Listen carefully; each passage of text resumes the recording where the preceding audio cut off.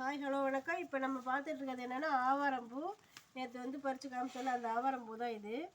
இப்போ நான் என்ன செய்ய போகிறேன்னா அப்படியே நிழலில் வளர்த்தி பவுடரை பண்ணி நான் வந்து எல்லாத்துக்குமே யூஸ் பண்ண போகிறேன். இது எதுக்கெல்லாம் தேவைப்படும் அப்படின்னா, இதில் வந்து அவ்வளோ நன்மைகள் இருக்குது. இதில் என்னென்ன நன்மைகள் இருக்குன்னா, நீரிழிவு நோய் பிரச்சனை இருக்கிறவங்க இந்த டீ கஷாயம் போட்டு குடிக்கலாம். இதை வந்து வெந்நீரில் கொதிக்க வச்சு டீ கஷாயம் போட்டு குடிக்கலாம்.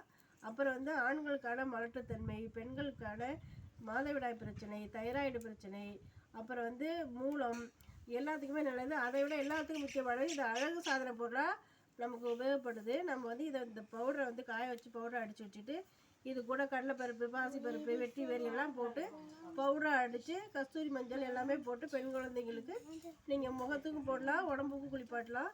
ஆண் குழந்தைங்கன்னா அந்த கஸ்தூரி மஞ்சளை மட்டும் அவாய்ட் பண்ணுங்கள். மிச்சம் எல்லாமே போட்டு பவுடரை அடித்து நீங்கள் செய்யலாம். நான் இதை குளியல் படியாக தான் இப்போ ரெடி பண்ண போகிறேன். இதே மாதிரி இந்த பூ கிடச்சா விடாதீங்க. பொங்கல் டைமில் எங்கேயுமே பூத்திருக்கும்.